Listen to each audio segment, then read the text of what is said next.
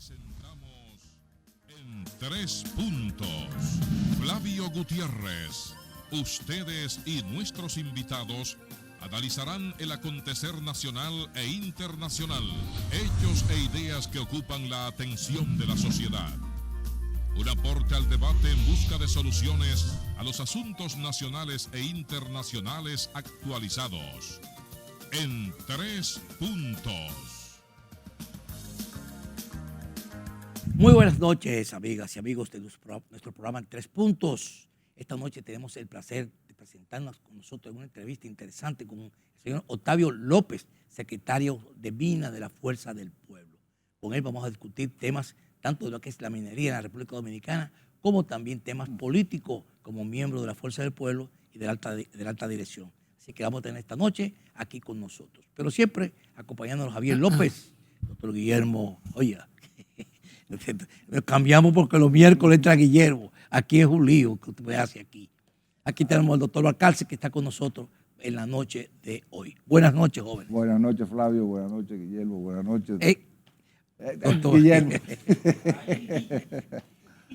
No me lo puedo quitar de arriba. Yo debo decirle buenas noches también, pero a usted, a los 3 en punto, le voy a decir así, buenas noches a los 3 en punto. Así es. Doctor Balcarce. Gracias, Javier. Buenas noches a ti, buenas noches a Flavio. Buenas noches al país, que noche tras noche, a esta hora tan especial, pues nos permite entrar a sus hogares, llevando las últimas informaciones y siempre trayendo invitados que puedan llevar luz a nuestro pueblo. Hoy, pues, un alto dirigente de la Fuerza del Pueblo, el partido del presidente y líder Leonel Fernández. Pero para comenzar nuestra entrevista, pues le cedemos el turno a nuestro productor, don Flavio Gutiérrez. Buenas noches, don Octavio. Estamos contentos de tenerlo aquí. Bueno, la alegría es mía porque se multiplica por 3. Está con 3 hombres de este temple. Así es. Aquí tenemos este temple conversatorio. No es fácil, sí. Así es. Empezamos de manera informal porque resulta que Nelson entra los martes. Ajá. Y hacen unos intercambios ahí que ya no nos comunican. Así es. Pero nada, estamos aquí y vamos a tratar temas interesantes, sobre todo lo que es la minería. La minería en República Dominicana, que causa a veces muchas preocupaciones, porque se violan muchos procedimientos en cuanto a lo que sería su ejecución. Nos gustaría que usted nos diera de entrada cómo está la minería en la República Dominicana, cómo está aportando también al Producto Bruto Interno la minería y cuál es el futuro de la minería aquí en nuestro país. Mira, a mí me gusta que me comiencen así a tirar. Mira, yo pienso que el problema de la industria minera no es las violaciones que comete la industria, sino la falta de política de Estado que contemplen y que den seguridades a un sector que le aporta tantos recursos al Estado. Yo comienzo diciéndote, desde 2012 para acá no ha sucedido nada importante en la industria minera. Nada importante de 2012. Bueno, tú me dirás, tú eres un extremista porque se creó el Ministerio de Energía y Minas. Pregúntale a los mineros, ¿qué ha significado eso para el minero? Burocracia y nada más. No se ha tomado una decisión importante. Proyectos como el proyecto Romero, ahí está, esperando en los archivos del Palacio que se decidan a firmarlo para que pasen a hacer los estudios de impacto ambiental, que es lo que corresponde conforme a la ley y conforme a la razón, al sentido común. Un proyecto que presenta un estudio de factibilidad o de prefactibilidad, porque todavía hay que incorporarle lo que derive, los costos que se deriven del estudio de impacto ambiental, y no ha pasado nada. No solamente desde el gobierno pasado, sino este gobierno que ofreció cambios y nosotros estamos esperando los cambios en todos los sectores productivos nacionales, en todos los sectores donde el dominicano espera bienestar de ellos.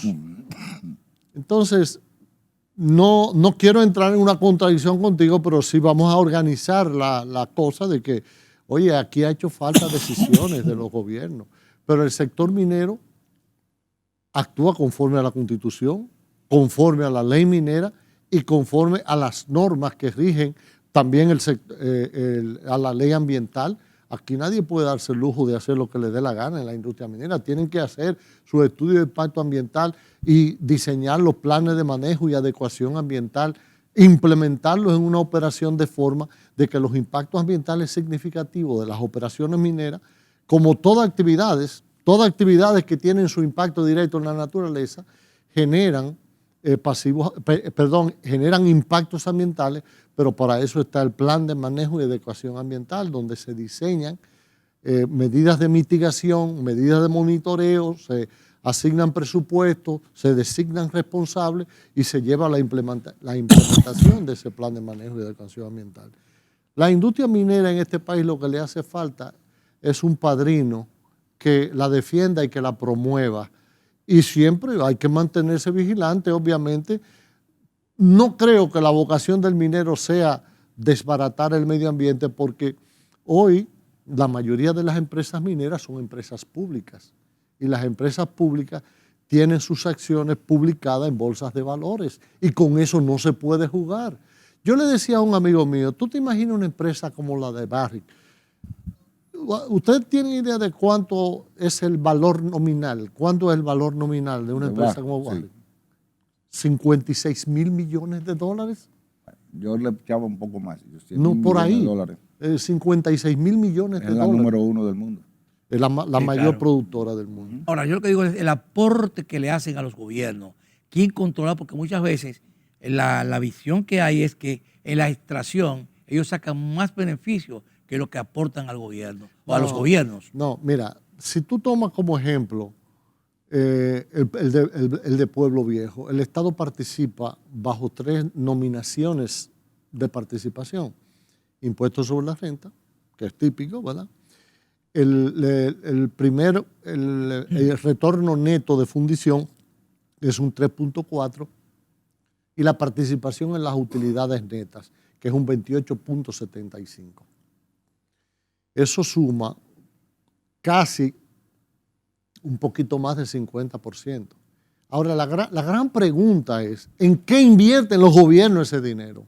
Que es la preocupación que yo, que a veces no como se ve. ciudadano, Claro. ¿Cuánto le dio la Barrick con ese juego que hizo Danilo Medina de hablarle mentira a este país con el 97.3? ¿Cuánto le entró al gobierno? Casi 3 mil millones de dólares del 2012 al 20. Y la pregunta, ¿y en qué se invirtió ese dinero? Por eso al presidente Fernández le hice yo en un conversatorio con el presidente, vamos a caracterizar los fondos de la industria minera, a tipificarlo y vamos a pagar deudas sociales, de inversión social. Y cuando se construyan esos sean infraestructuras, lo que sea, se ponga una estampa que diga hecho con los fondos de la industria minera. ¿Ustedes sabían que la presa Higüey Aguacate se hizo con los beneficios que le generó la Falconbridge al Estado Dominicano cuando Balaguer la hizo? Ahora, y eso no lo sabe la gente. Una pregunta, don Octavio. La industria minera es una de las más agresivas con el medio ambiente. Nosotros como país subdesarrollado la hemos vivido en carne propia. Acordémonos de varias lomas que todavía el impacto ambiental ha sido tan devastador que parecen cráteres de la luna.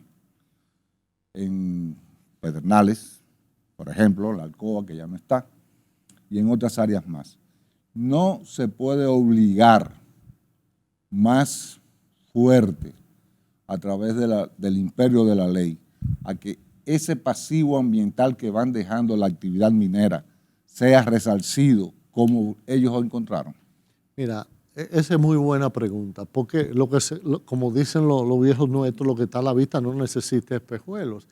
El caso de Pedernales fue un caso atípico. Porque no había ley tampoco. No había ley y además ellos querían hacer una inversión en cierta reclamación, pero el gobierno de ese entonces le dijo, no, dame esos cuartos, que yo me encargo de eso. Y ahí está ese paisaje lunar. Sí, así mismo. Mira, el caso de Falconbridge podría significar otro, por lo que uno ve desde la carretera. Sin embargo, la Falconbridge es un ejemplo de mitigación en el mundo. Yo te puedo llevar a zonas que hace 25 años que ya fueron explotadas y tú no vas a creer que ahí había un cráter ya bosques que se han autogenerado, que eso es importante, y ya tienen árboles que son indicadores de estabilidad ecológica. El profesor Marcano, en su libro Rutas Ecológicas de Bonao, él identifica al grayumbo, palo viento, le dicen también, como un indicador de estabilidad ecológica. Y es impresionante, tú ves ese bosque, mira qué experiencia más positiva y que lo han copiado en otros lugares. La Falcon Bridge, cuando reclama una zona, la reclamación es la última etapa de la industria minera, que para eso mismo, para tratar de restaurar las geoformas, y le incorpora al suelo y usa la casuarina como una especie intermedia, porque tiene una capacidad de regenerar condiciones de suelo rápido. Esa hojita así, ese fascículo, se convierte en una esponja que se va generando condiciones de suelo en el proceso de degradación de esa materia orgánica. Y ahí entonces viene después la plantación de pinos y empieza la regeneración natural de esos. Usted está diciendo, Octavio, entonces, algo que la mayoría del pueblo dominicano desconoce hasta ahora, en mi caso también particular. Esos cráteres que se ven, usted puso el ejemplo de Bonao, que se ven hasta de la autopista. La gente piensa que eso se va a quedar así por toda la vida, que se ha perdido ya esa vegetación que había ahí. Entonces, usted dice que las minas pueden recuperar esa vegetación, pero mi pregunta es la siguiente.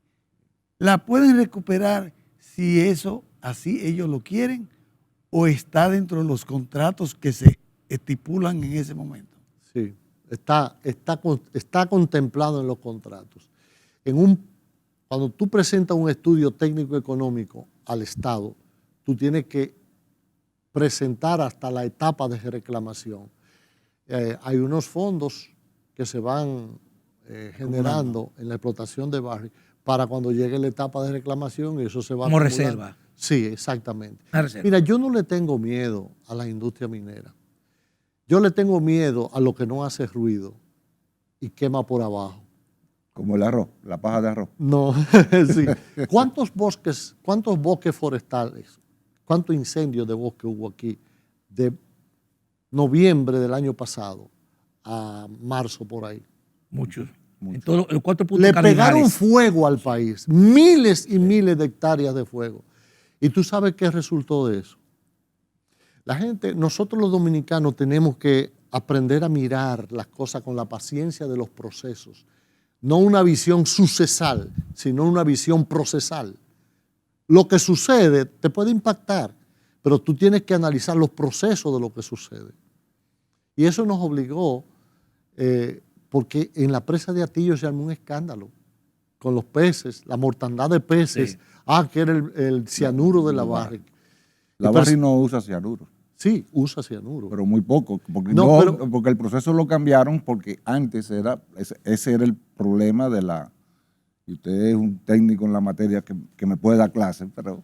Antes si usted se deja, yo le enseño. Antes el proceso era, por la que usaba la Rosario, era un proceso totalmente diferente que está usando la Barrick ahora. Ok, la diferencia está en que Barrick explota sulfuros, pero los oxida. Los oxida. Y al oxidarlo, él tiene que ser... pero eso mismo era lo que explotaba Rosario Mining Resource. O Rosario Dominicana, era un óxido. Pero como el sulfuro, lo que se hace es que se mete en unos tanques autoclaves, se le inyecta oxígeno a presión, se oxida en 8 horas, lo que la naturaleza duró millones de años para oxidar. Y a partir de ahí es el mismo proceso, cianuración.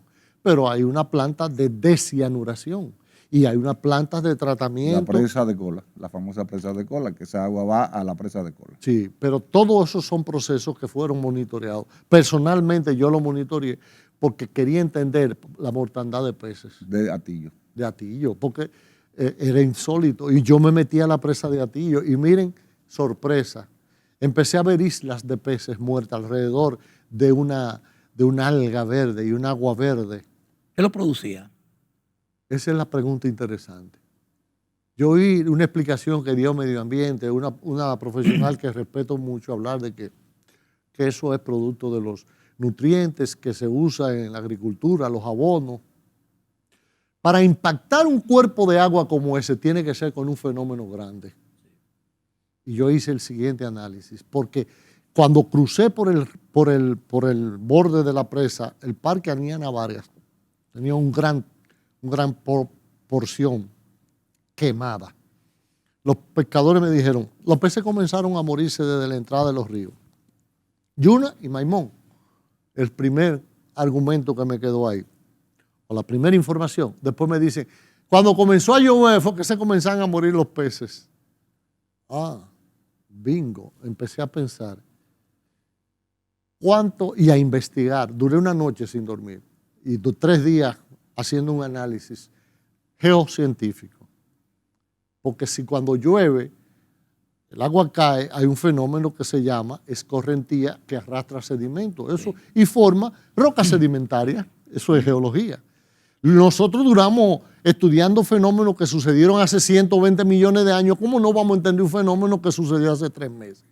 Empecé a investigar. Una hectárea de bosque produce de 70 usted va a explicar a eso, 100 toneladas de usted va a biomasa. explicar eso cuando nosotros vengamos de la pausa, para Perfecto. que usted pueda dar todos los detalles, porque ese tema es interesante. Vamos arriba y regresamos.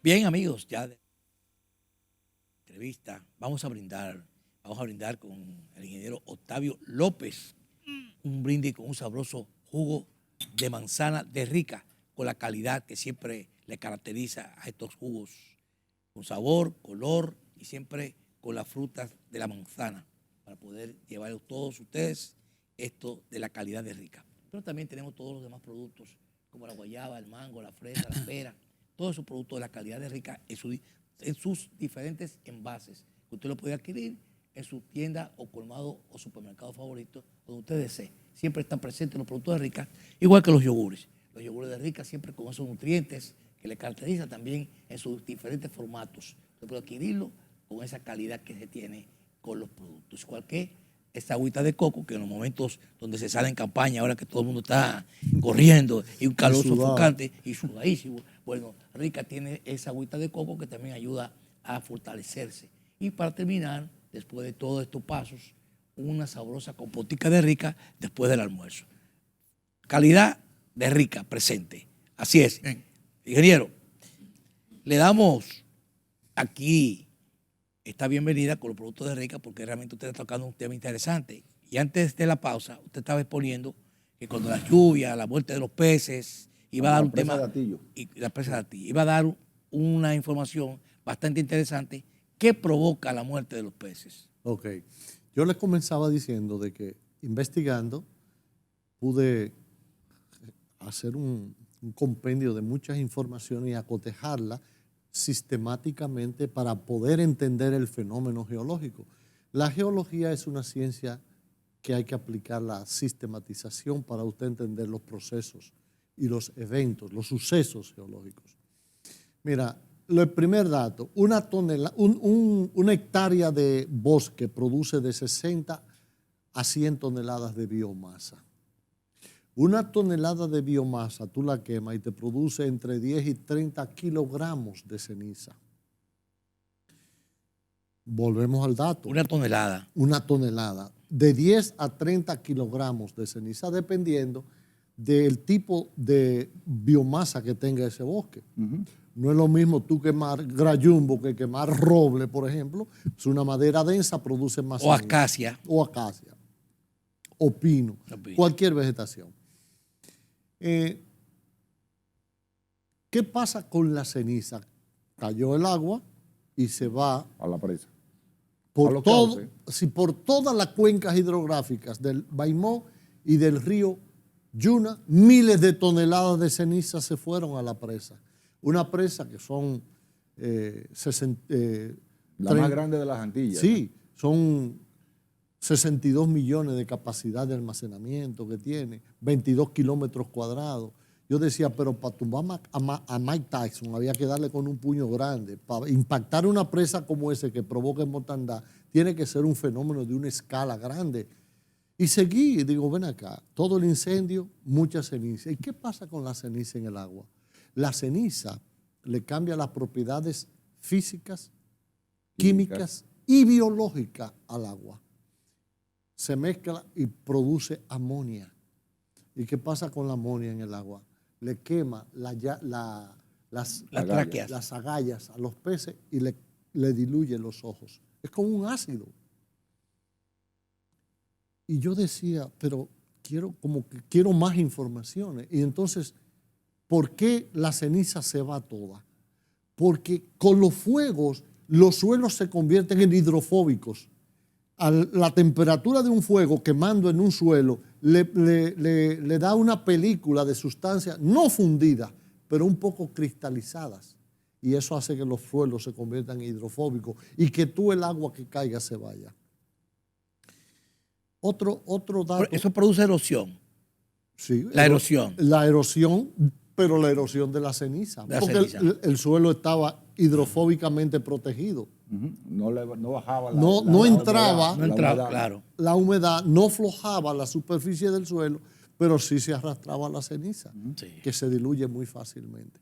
Entonces, miles de toneladas impactaron ese cuerpo de agua. Ahora, un fenómeno que yo se lo explicaba a mis estudiantes. Si tú tomas un vaso de agua y lo llenas de azúcar, le echas una cucharada de azúcar, lo meneas, tú comienzas a tomarlo, y llega un sitio que en el fondo es más dulce el agua. Le decía, tú coges agua y la echas en hielo y tú empiezas a tomarte, la de arriba está caliente y la de abajo es que la que está fría. El agua también cambia la propiedad de miscibilidad con la ceniza. Y se forman columnas de agua dentro del mismo embalse, que va a tener temperaturas distintas, densidades distintas y también miscibilidad distinta. Y a los peces les toca viajar por donde sea dentro del agua. Y cuando encontraban una columna de esta concentrada con el ácido, el amonia, ahí quedaban atrapados. Ahora yo digo... ¿Y el culpable de eso? Mira, yo creo que aquí ha habido un gobierno que no tiene pantalones para gobernar. Y cómplices muy fuertes. Yo tengo informaciones muy duras. Los generales y los coroneles han vuelto a coger tierras y le pegaron fuego a muchos sitios de este país. Yo estaba haciendo un levantamiento geoquímica no convencional en un lugar y la información, eso es de un coronel, eso es de un general. Yo sufrí esto. Yo tengo fotografías que yo decía, hasta el agua le pegaron fuego. ¿Y cuánta gente cayeron presa? No hay. Nadie. Hay una información que sí salió bien clara de un tipo que cogió una tierra en el gobierno de Hipólito Mejía, ahí en Villa Altagracia, ahora le pegó fuego para sembrarla de cacao. Eso salió en la prensa. Mire, usted hablando así de asuntos... Y me disculpa antes de pasar a otro tema, mira. Este fenómeno sucedió en el río Jaina también. Usted no vio un videíto de por ahí, por Palabé, unos pescadores pero le echan la culpa a la cervecera ahí. El mismo fenómeno, en charcos de agua, donde la ceniza... Otra cosa, los nutrientes del agua compiten generando muchas algas y las algas en su proceso metabólico consumen oxígeno. Y una población alta de algas también produce mucha mortandad de algas y a su vez la putrefacción del agua consume oxígeno. Además el fenómeno de la amonia, también había un problema de competencia de oxígeno. O sea, aguas enrarecidas por falta de oxígeno. Octavio, sí. Usted ha hablado del medio ambiente, usted ha hablado de la ceniza. Entonces, en estos días hay un tema muy fuerte respecto a unas posibles muertes que han ocurrido y otras que se esperan que ocurran por las cenizas de Punta Catalina. ¿Usted tiene idea qué es lo que está pasando con esa situación? Mira, yo tengo imágenes las cenizas parecen estar siendo depositadas en un stock y protegidas. A mí el dato que más me preocupaba es que se estaba usando un carbón que generaba una ceniza con contenido de uranio. 4 gramos de uranio por tonelada. Se estaba usando. Se estaba usando. Que no se está usando. Ya no se está usando. Pero eso yo lo puse, esa información, en autoridades de este gobierno, porque no quería echarle la culpa a un gobierno entrando, a principio de este gobierno. ¿Tú me respondiste sobre eso? Nunca. Ahora, hay un detalle que... Pero bueno, esas cenizas, mira, nada, hoy no hay desperdicio en el mundo. Hay un concepto, la famosa economía circular. Esa ceniza, yo podría tener informaciones de elementos químicos que contiene y probablemente si está alta en alúmina, se podría aprovechar la alúmina de esa ceniza. Se podría aprovechar el sílice. Se hablaba de usarla antes, Sí. pero no se ha vuelto a se hablar está de eso. usando.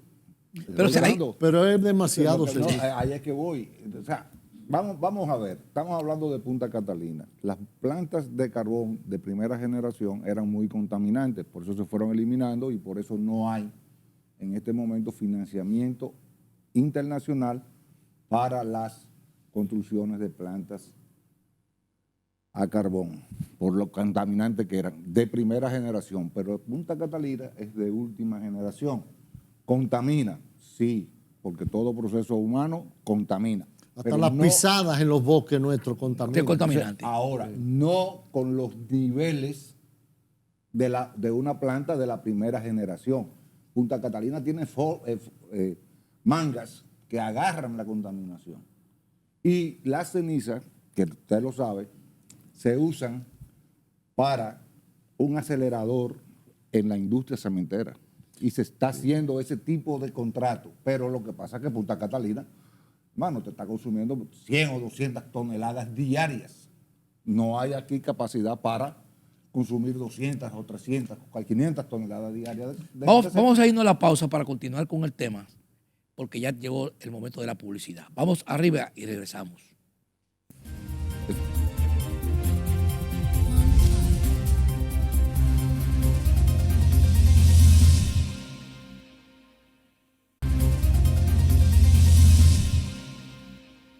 Bien, continuando con nuestro entrevistado, el profesor Octavio López, ecologista y de los temas ambientales, sobre todo minero, geólogo y todos estos temas. Padre de familia. Padre de familia, profesor. Mocano. Son muchas ocupaciones. Profesor, parece un poco que los ecologistas, los ambientalistas, a veces están se perciben como que están en contra del progreso. Porque muchas veces, cuando se va a hacer algún proyecto minero o se va a hacer cualquier tipo de obra de desarrollo de minería, en la parte ambiental, la parte ecológica, sale a relucir como impidiendo una explotación. Y en este momento hay una comisión de ecologistas y ambientalistas dominicanos que fueron a Europa a objetar el carbón que está produciendo a través de Punta Catalina, que está teniendo problemas por Jaina, está teniendo problemas con Baní y esa zona que están diciendo que está causando muchos problemas, incluso respiratorios. Entonces, una planta que aporta un 30%, y ellos están sugiriendo con los europeos, que son los que tienen el control prácticamente de todo lo que sería ese tipo de restricciones, y están proponiendo incluso suspender las operaciones de Punta Catalina. ¿Cómo usted ve y percibe esa situación que se está dando en este momento? Mira, esa es una situación que amerita un análisis bastante profundo. Porque antes Punta Catalina era una maldición, ahora Punta Catalina es buena. Tú diste un dato. Punta Catalina garantizó el control del todo el precio de la tarifa eléctrica de la República Dominicana por los costos de producción. Pero eso no quiere decir que al Punta Catalina ser un proyecto importante para la República Dominicana en su matriz energética, eso no quiere decir que podamos dejar que las cosas se salgan de las manos. Yo tengo fotografías de Punta Catalina desde una montañita donde yo voy a hacer unos informes para una empresa minera y me llamó mucho la atención que hay una parte que está bien depositada, inclusive ya con unas gramíneas encima, con hierbas, pero otra, los camiones circulando, había levantando mucho polvo. Y cuando tú ves una polvareda de ceniza, eso no es saludable para nadie, no es saludable para nadie. A veces los daños ambientales no se perciben porque el planeta tiene un encadenamiento, una dinámica que los problemas ambientales que suceden en un lugar a veces tienen sus causas y orígenes lejos del lugar. ¿Quién hablaba en la década de los 80 y 90 del polvo de Sahara nos llegaba a nosotros? Siempre ha llegado. Sí, pero no lo sabíamos ni no nada lo sabíamos. mencionábamos. Ese es un fenómeno que gracias a la disponibilidad de las tecnologías satelitales se ha podido caracterizar. Y lo que cree mucha gente que eso es una maldición es todo lo contrario. Pero vamos al punto de Sí. la contaminación Mira, de Punta Catalina.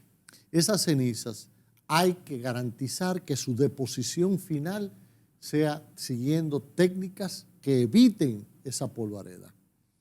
Porque, óyeme, yo no voy a exagerar porque hay que hacer los estudios. Si es verdad que está enfermando gente, hay que atender el fenómeno. Pero hay una polvareda que yo no la consideré saludable.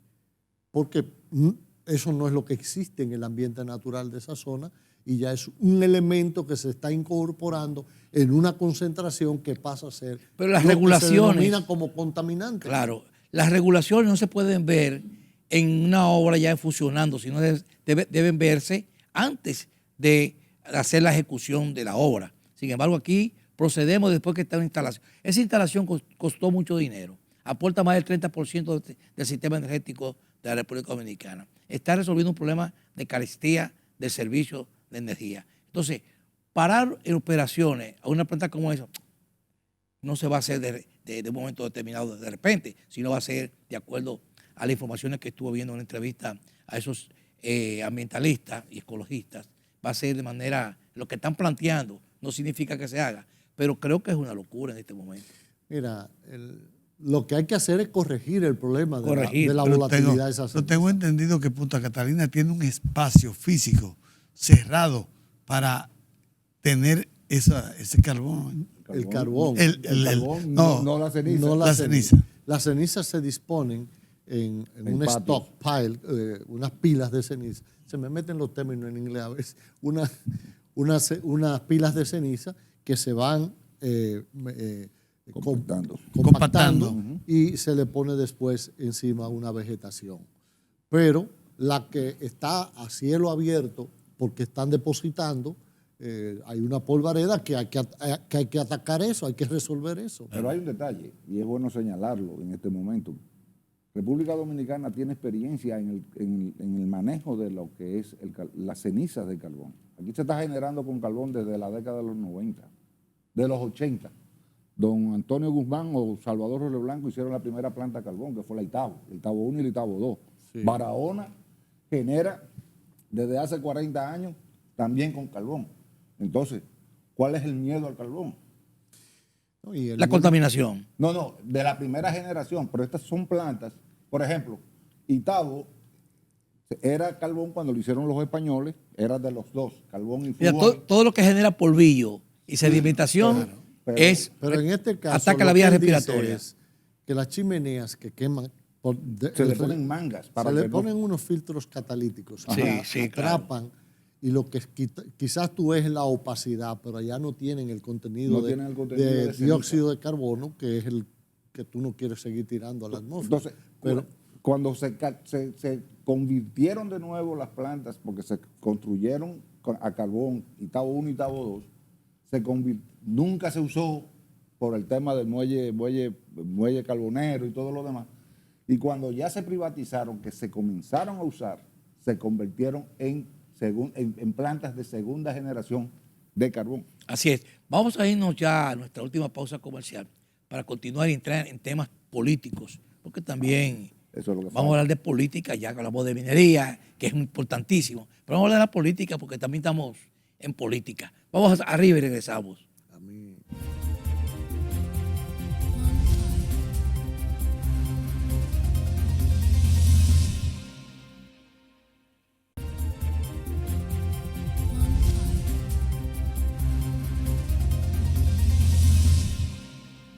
Bien, amigas y amigos, ya estamos en los minutos finales del programa, donde estamos llevando una interesante entrevista con el profesor Octavio López, hablando de minerías y hablando también ahora de política. Y me gustaría que en este ya final del programa hay un tema que está muy debatido, que es el tema haitiano y sobre todo el uso de las aguas y la canalización en el río Masacre, que pertenece a los dos países. Hay buena información importante y tranquilizadora de que las autoridades haitianas se quieren reunir con las autoridades dominicanas en la mesa del agua en el día de hoy. Sobre todo se dio esta información.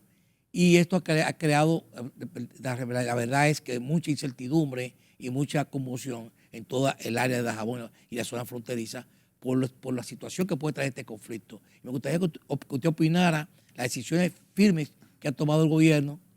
El propio doctor Leonel Fernández dice que hay que actuar con firmeza en estos temas. Y me gustaría escuchar su opinión como partido y como profesor con conocimiento en esta área. Mira, la firmeza que demanda el presidente Leonel Fernández es característica de un hombre de temple y de firmeza como él. Pero desafortunadamente a quien se aconseja no tiene esas condiciones. El presidente que nos gobierna a nosotros es una persona que él mismo ha matado su propia credibilidad. Porque un hombre que se hartó de decir que no iba y que no iba y que le llevaran los videos, que no. Su palabra no tiene peso. Es un hombre sin palabra, un hombre que no cumple con lo que él se compromete, con lo que él dice. Y a ese caso de ese canalito, como ustedes están diciendo, cuando el presidente Fernández habla de ambigüedades, es que hay una información por ahí. Hay una información del 21 de mayo del 21, de que hay unos acuerdos autorizándole a construir el canal por autoridades dominicanas. Lo que pasa es que se le ha puesto caliente a las manos de este presidente, que es muy irresponsable, se le ha calentado en medio de unas intenciones de reelección. Él quiere ver si sale glorioso para sacarle capital político parando el canal. Y si los haitianos lo siguen haciendo, ¿a qué punto vamos a llegar? ¿Va a cerrar la frontera? ¿Va a impedir las negociaciones que se suceden a diario? En el día de ayer fueron fuerzas élite de la policía militar haitiana a respaldar la continuidad del canal. Eso fue lo que se vio. Ahora, ¿hasta dónde están ellos dispuestos? ¿Y hasta dónde está dispuesto este gobierno? Que su agenda desde el principio se ha notado bien clara, que es una agenda pro-haitiana. Una agenda pro-haitiana que dicen una cosa pero hacen otra. Yo me reí hoy porque vi el famoso muro de la frontera, una de esas mallas metálicas rotas por donde se están colando todos. De noche lo hacen. Este gobierno no tiene, mira, si tuviéramos un tiempo suficiente, este es un gobierno fracasado en todo. Hablábamos de Punta Catalina, pero ¿y qué ha pasado? Aquí volvimos a los apagones. En términos de generación, este gobierno ha sido un fracaso.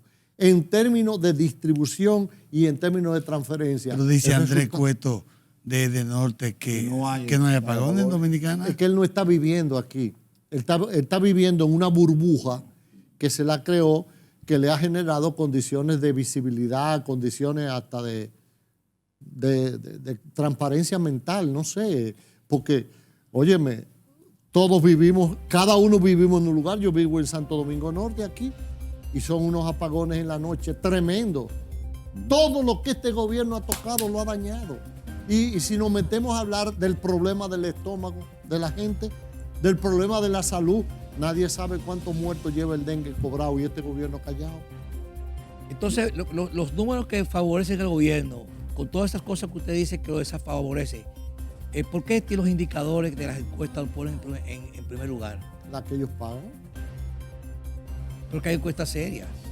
¿Cuál es una encuesta seria? La Vamos a Galo, ver. la Galo, La Galo. una Pero la encuesta Galo seria. la agarraron y la molieron y la convirtieron en ceniza y la tiraron allá en Punta Catalina, en la ceniza de Punta Catalina. Pero No. los indicadores Mira, que ha dado la Galo en las últimas elecciones, la Galo y la Pen and Shot son las dos confiables, donde la gente cree en ella. yo te voy a decir, nosotros en la Fuerza del Pueblo estamos llegando a los 2 millones de afiliados. Eso nos garantiza un 40% del total de los concurrentes. Con un 40% frenamos que se vayan en primera vuelta en caso dado. Y garantizamos que el único partido que se podría ir en la primera vuelta es la Fuerza del Pueblo. Ya que nosotros estamos terminando el programa, pero entonces usted favorece a las alianzas. Yo favorezco la mejor de las alianzas. Lo que hemos dicho desde que nació la Fuerza del Pueblo. Nuestro aliado es el pueblo dominicano. Ese es nuestro aliado. No tenemos más tiempo para continuar porque este tema sí va a alargar bastante, pero vamos a tener que invitarlo para el próximo encuentro Con para mucho poder gusto. desarrollarlo. Con mucho A ustedes solo nos resta decirles, pásenla bien, muy buenas noches, hasta mañana. Bueno.